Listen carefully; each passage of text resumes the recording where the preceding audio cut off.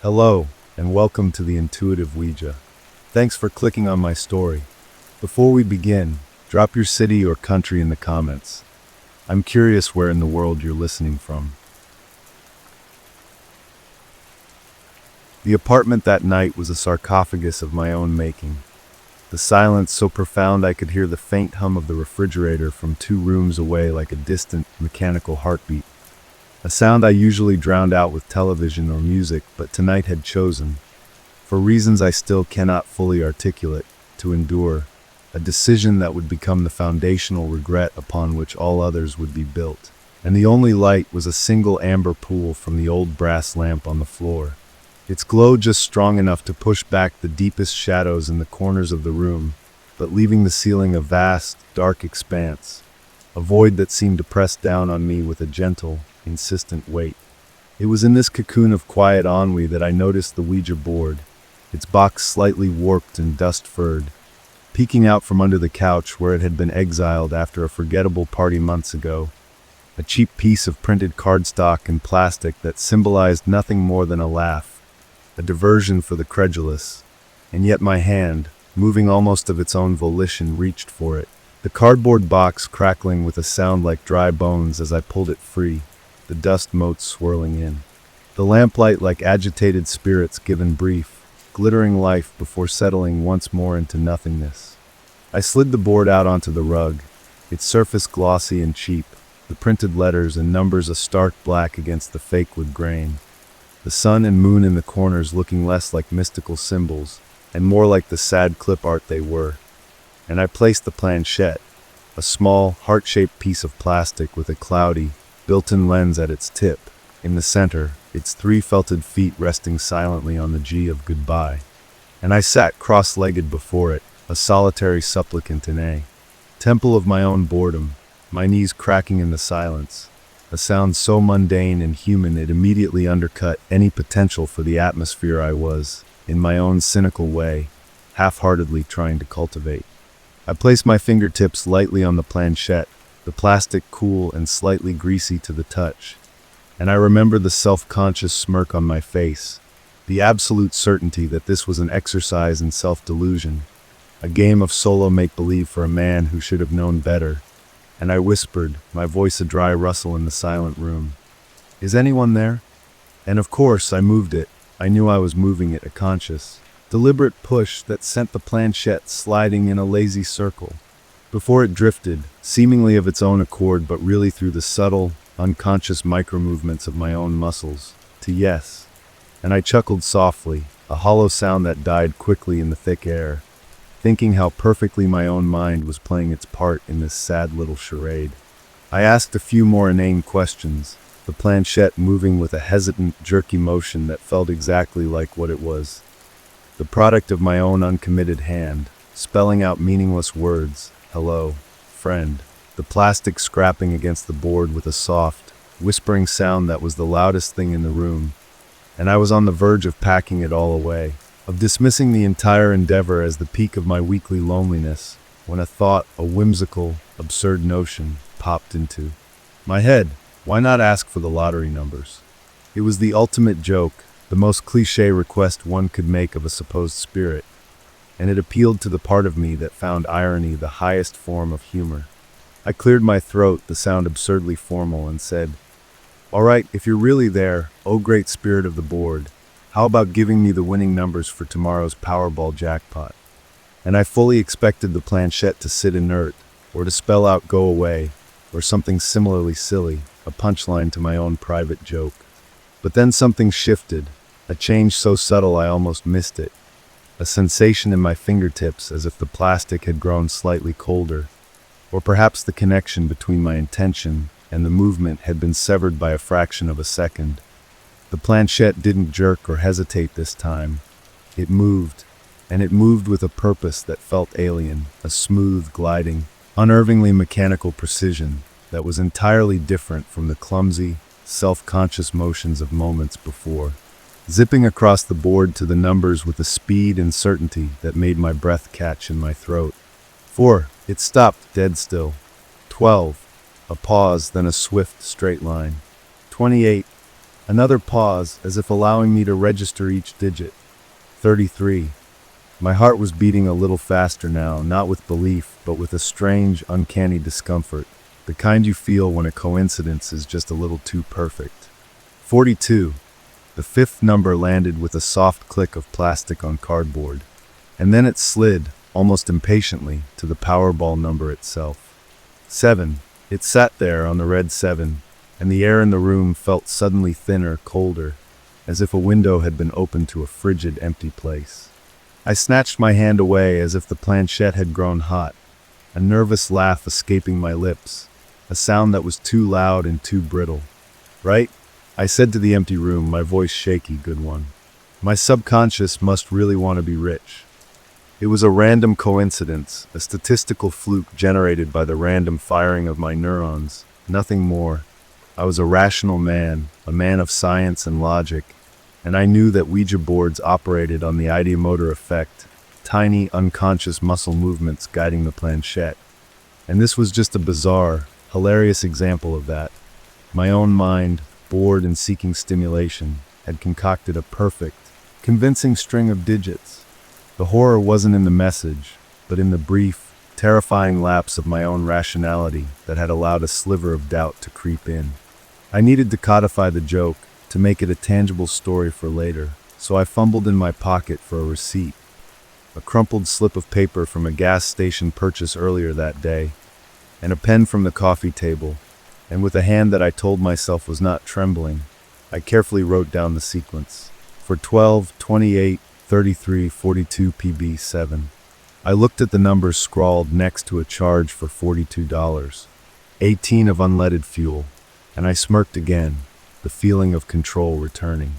"There," I said, folding the receipt and tossing it onto the cluttered surface of the coffee table, where it landed half under a remote control and a week-old magazine. My ticket to a fortune I'll never claim. I put the board away, the spell, or rather, the silly mood, thoroughly broken, and went to bed, and I swear I did not dream of numbers or fortunes. I slept the deep, empty sleep of a man whose life is blissfully, ignorantly free of momentous decisions, and the next day dawned utterly normal, gray and unassuming, the previous night's escapade relegated to a mildly amusing memory. A story to maybe tell a friend over a beer if I could figure out a way to make it sound funnier than it was. I went to work, I attended meetings, I stared at spreadsheets, the receipt with its prophetic digits forgotten, buried under the mundane detritus of my life. And it wasn't until I was driving home, the car filled with the weary static of a late afternoon talk radio show, that the world began to subtly, irrevocably fracture. The hosts were doing their usual banter, their voices a dull drone, until one of them said, "And can you believe it? The jackpot was hit. One lucky winner somewhere is waking up $287 million richer tonight." And I felt a jolt, a tiny electrical pulse of something. Not hope, not fear, but a primal curiosity zing through me. "Yeah, massive," the other host replied, his voice bored. "Numbers came out last night. Let's see, here they are, 4, 12, 28, 33, 42, and the Powerball was 7. The words didn't register as meaning at first. They were just sounds, numbers, a list being read aloud. 4, that's a low number. 12, common. 28, I've always liked 28. 33, a double number. 42, the answer to life, the universe, and everything, huh? 7, lucky number. My hands were still steady on the wheel, my eyes still on the road, but a coldness was beginning to spread from the center of my chest outward, a slow-moving glacier of dawning, impossible comprehension. It was a coincidence, a monstrous, astronomical coincidence, that was all. The odds were the odds of winning the lottery, but it had to be a mistake, a misremembering, my mind playing a cruel trick. I had to see them, I had to see the numbers printed, made official, to prove to myself that the sequence was wrong, that I had transposed a digit, that the Powerball was a 1 or a 9, anything but the terrible, perfect symmetry that was now screaming in the back of my skull. I pulled into my parking space with a jerk, the car lurching to a halt, and I practically ran to the elevator, my heart beginning to hammer against my ribs like a trapped animal, the cold sweat already beading on my forehead and upper lip.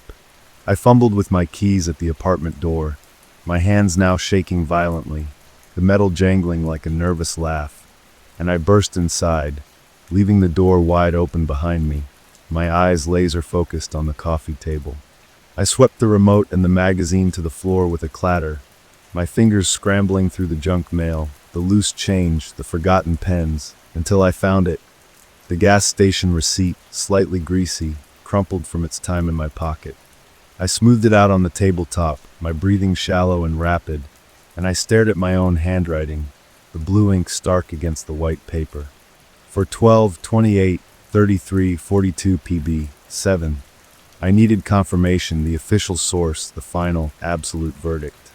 I lunged for the television remote, my thumb stabbing the power button, and the screen flared to life on a local news channel, the anchors smiling their plastic smiles, and as if summoned by my own terror, a graphic faded up beside them. Lottery jackpot claimed, and below it, the numbers. I watched, my soul draining from my body, as each digit appeared on the screen in a cheerful, animated burst of color. 4. My eyes flicked to the receipt.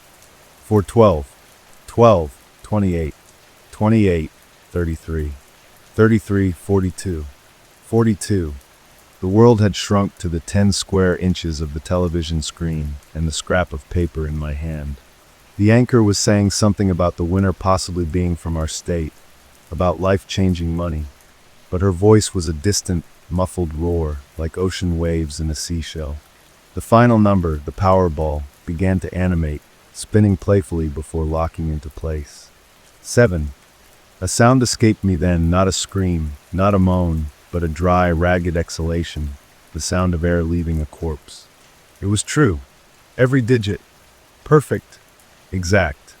The Ouija board had given me the winning lottery numbers. I thought it was a joke. The phrase echoed in the cavern of my skull, a monument to my own catastrophic stupidity. I had the numbers in my hand.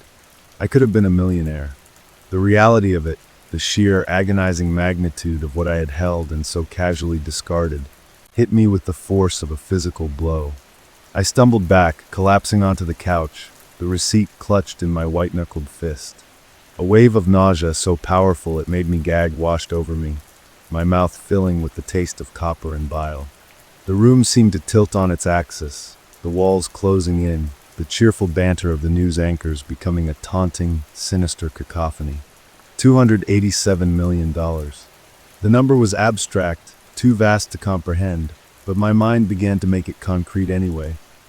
The debt that could have been erased, the house that could have been bought, the freedom from the soul-crushing grind of my job, the life of travel and security and possibility that had been mine for the price of a $2 ticket.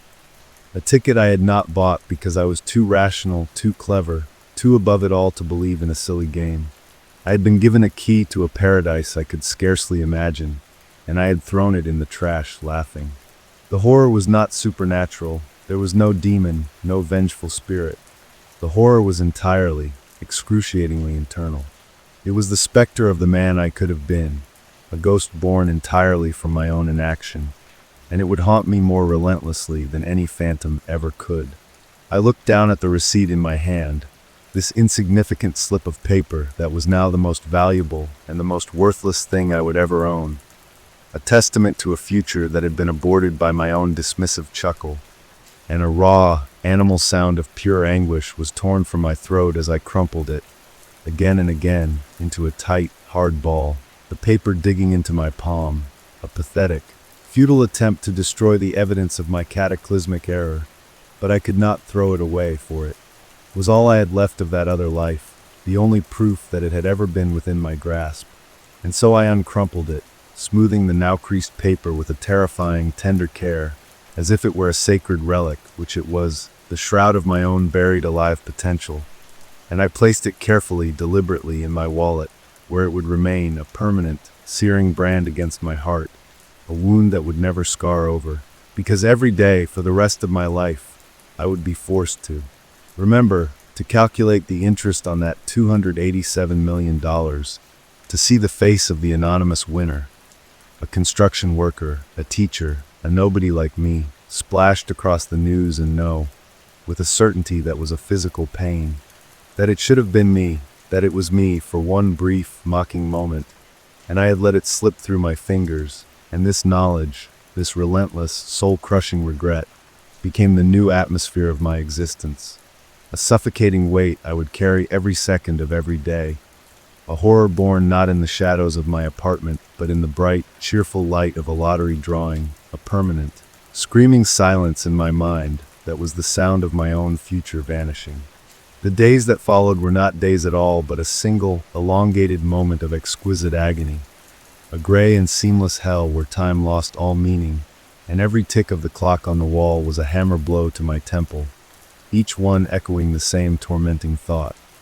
You could have been free, you could have been free, you could have been free. I called in sick to work, my voice a stranger's croak on the phone, and I let the silence of the apartment solidify around me, a thick, glassy prison where I was both the inmate and the warden, condemned to endlessly patrol the perimeter of my own catastrophic mistake. I couldn't eat. The thought of food was a nauseating abstraction, and when I forced myself to sip water, it tasted of dust and ashes, the very essence of everything that had turned to ruin in my mouth. Sleep was impossible, a cruel joke. For the moment I closed my eyes, the numbers would ignite on the backs of my eyelids in searing, fluorescent colors. 412, 28, 33, 42, 7, a hellish neon sign advertising my stupidity to the empty darkness. And I would jolt awake, my heart thrashing, sheets soaked with a cold sweat that smelled of pure, undiluted fear. I became a ghost in my own home, pacing from room to room, tracing the same worn path on the carpet, my mind a broken record stuck in a groove of unbearable what-ifs, each scenario more vivid and more torturous than the last. What if I had just humored the moment? What if I had stopped at that same gas station on my way to work? What if I had handed that very receipt to the clerk and said, "Just this, please," the simple, mundane action that would have transmuted paper and ink into a new reality, a new me? I was haunted not by a spirit from the board, but by the phantom of that other self, the man I should have been, a man without financial anxieties, without the grinding pressure of rent and bills, a man who could walk into a bookstore and buy any novel that caught his eye without checking the price, a man who could visit his parents and not see the faint, worry-lined relief in their eyes that he was still somehow afloat. That man was now a tangible ghost, and I could feel him in every room. A presence of relaxed shoulders and easy laughter, a scent of freedom that had been mine to claim, and I had rejected it with a smug, self-satisfied chuckle. I took the receipt out of my wallet 100 times a day, my hands trembling as I unfolded it, each crease a scar on the face of my lost future, and I would stare at the numbers until they blurred into meaningless black squiggles, yet their power remained undiminished, a cosmic joke written in a language only I could read and only I was damned by.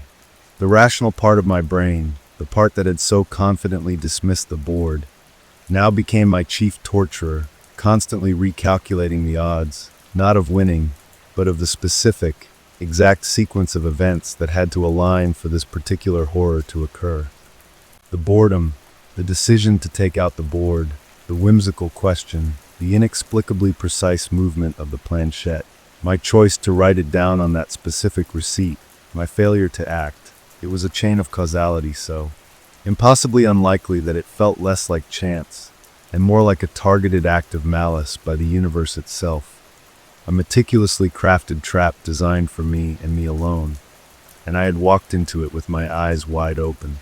I started watching the news obsessively, a form of self-flagellation, drinking in every detail about the winner, a woman from a town 2 hours away who had come forward, a retired librarian who spoke tearfully of being able to help her grandchildren and donate to animal shelters.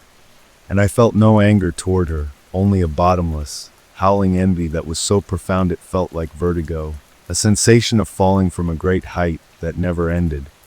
Her good fortune was the mirror image of my despair, her joy the direct measure of my loss. And I had to turn off the television.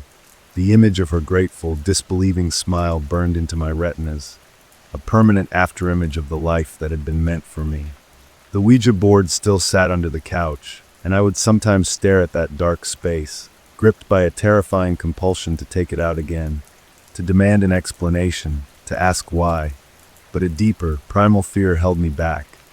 The fear that it would work again, that it would spell out another truth I was too weak to hear, or worse, that it would remain inert, confirming that the one miraculous, monstrous event was over, that my one and only chance had come and gone, leaving me here in this purgatory of my own making.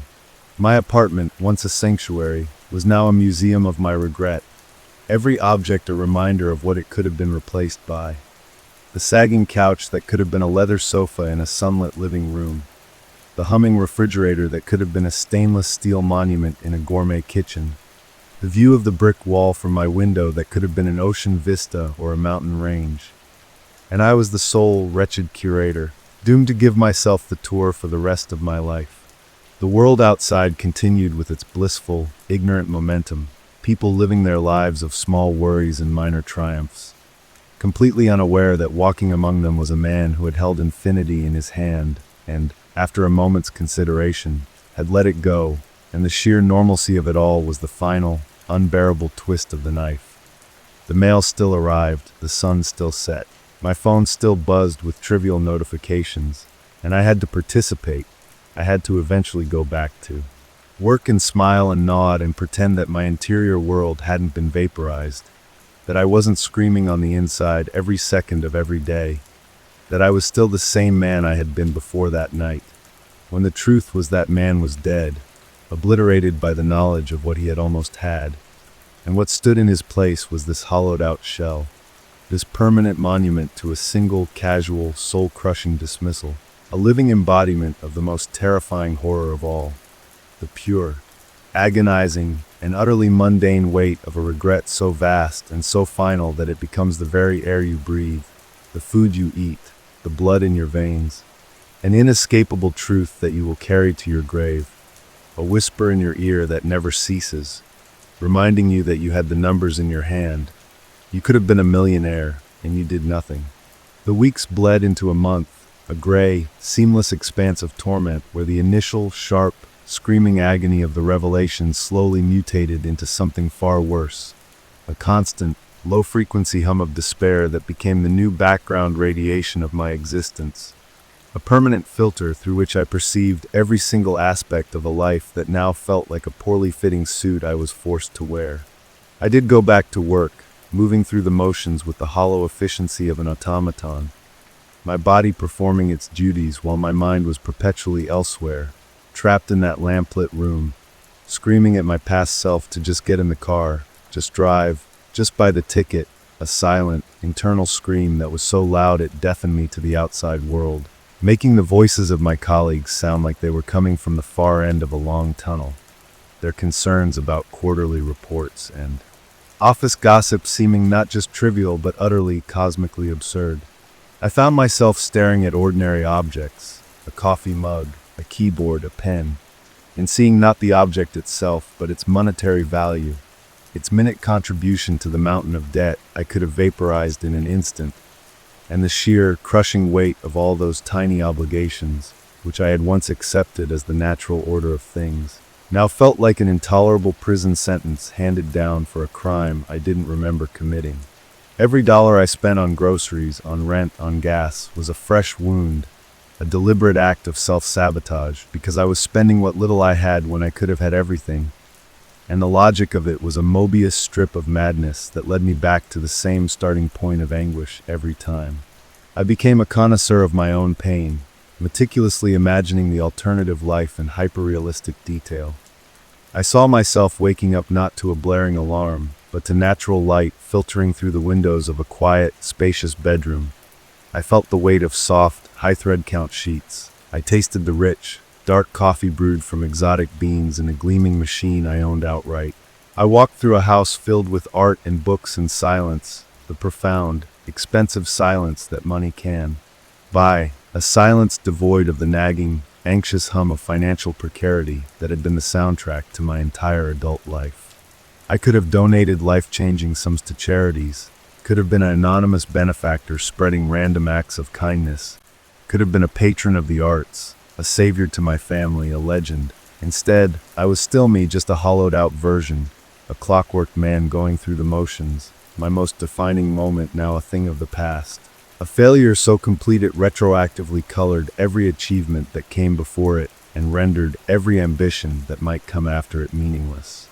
The receipt, that cursed slip of paper, remained in my wallet, a holy relic of a dead god, and I would often retreat to the bathroom stall at work just to take it out and stare at it, needing the physical proof to confirm that the nightmare was real, that it wasn't some elaborate psychotic break. My fingers tracing the numbers as if they were braille, spelling out my damnation, and the phrase would loop in my head without cease. A mantra of misery. The Ouija board gave me the winning lottery. Numbers. I thought it was a joke. The worst moments came at night, in the liminal space between wakefulness and sleep, when my defenses were down and my mind would conjure not the numbers, but the feeling, the exact, visceral sensation of the planchette moving under my fingertips with that uncanny, smooth certainty, a feeling I had dismissed but that my muscle memory had recorded with perfect fidelity, and I would jerk awake, my hand tingling, a gasp caught in my throat, filled with the absolute, unshakable conviction that it had been real, that some inexplicable force had indeed communicated with me, and I had, with my arrogant rationality, rejected its gift. And this thought was more terrifying than any ghost story, because it meant the universe had offered me a miracle and I, in my profound small-mindedness, had looked it in the eye and called it a coincidence. This was the true, chilling horror that settled deep into my bones, not just the regret for the money, but the awful metaphysical weight of the possibility that I had been tested by the cosmos itself and had failed in the most spectacular way imaginable, and that this was my life now, and would always be an eternal, unchangeable sentence to be the man who had, for one fleeting moment, held the keys to the universe in his palm, and had then carefully, deliberately, and with a faintly amused smirk, tossed them into the gutter. The obsession became a parasite, a second shadow that fed on my every thought, twisting even the most mundane moments into fresh opportunities for self-flagellation. A colleague would mention their upcoming vacation to Greece, and my mind would instantly, ruthlessly, calculate how many times I could have circled the globe first class on the interest alone, the azure waters of the Aegean Sea transforming into a vast, mocking expanse of lost opportunity stretching to a horizon I would never reach. I stopped reading novels because I could no longer lose myself in fictional worlds when my own reality was a more potent tragedy, and I abandoned music because every melody felt like a cruel lie, a simple, ordered beauty that my shattered psyche could no longer process, leaving me only with the discordant, screaming static in my head. I began to see the lottery's ghost everywhere. The neon sign of a convenience store was a dagger to the heart. A discarded lottery ticket in a parking lot was a taunting omen. The cheerful jingle of a radio advertisement for the new jackpot was a personalized form of torture designed solely for me. Each note a reminder that the mechanism that had broken me continued to turn, offering hope to others while I stood permanently on the other side of the glass, a ghost of possibility. I developed a compulsive ritual of checking the lottery numbers every single drawing, not out of any hope of winning, but as a form of penance, needing to see the new, wrong numbers appear on the screen to reinforce the sanctity of my numbers, the only real numbers, to make the loss feel fresh and acute all over again. Because the pain was the only thing that proved it had been real, that I hadn't dreamt the whole thing. And the sharp sting of seeing 19 instead of 28 or 15 instead of 7 was a perverse comfort, a confirmation of my damnation. I started researching the winner, the retired librarian, not out of malice but out of a desperate, morbid fascination, scrolling through every news article and social media post I could find, constructing a detailed biography of the woman who was living my life, her joy a public spectacle that was my private hell, her purchases, a new house, a donation to a local animal shelter, a college fund for her grandchildren, were not just news items to me, they were items from my own stolen future. A detailed inventory of the life that was being lived in my place, and I would imagine her walking through the rooms of her new home, a home that should have been filled with my books, my silence, my peace, and the jealousy was a physical acid in my veins. I even, in my deepest madness, considered writing to her an anonymous letter from a madman to ask her if she felt it, if she ever sensed a ghost standing beside her in her new garden, a presence mourning the life it was meant to have. But I knew that was the brink of a true insanity from which there would be no return. The Ouija board itself became a terrifying totem. I couldn't bring myself to throw it away, for that would be an attempt to destroy the evidence of my crime, and yet I couldn't look at it. So I shoved it deeper under the couch, into the darkest corner, where it festered like an infected wound, and sometimes, in the dead of night, I would lie on the floor and just stare into that darkness, half expecting to see a faint glow emanating from the box, a hellish light waiting to pull me back into. Offer me another truth I was too broken to receive. My friends noticed the change, of course, the hollowed-out look in my eyes, the distracted silence where there used to be sarcastic banter, and they attributed it to stress, to burnout, and their concerned suggestions that I take a vacation or see someone with the cruelest jokes of all. Because how could I explain that I was mourning the death of a future they couldn't conceive of, that I was haunted not by a memory, but by an absence, by the phantom limb of a life of ease that had been amputated before I ever got to feel it? The world moved on, as it always does. The story of the lucky winner faded from the news, replaced by new scandals and triumphs, and I was left alone with the permanent, immutable fact of my regret, a monolithic truth that overshadowed everything, a regret so total and so consuming that it became my identity, my name, my religion. I was no longer the man who used a Ouija board for a laugh. I was the man who had been given everything and, through his own catastrophic failure of imagination, had chosen nothing, and this knowledge was a chill that no sunlight could ever warm, a silence no music could ever fill, a life sentence served in the confines of my own skull, with the crumpled receipt in my wallet as the only key to a door that had been permanently, irrevocably locked behind me.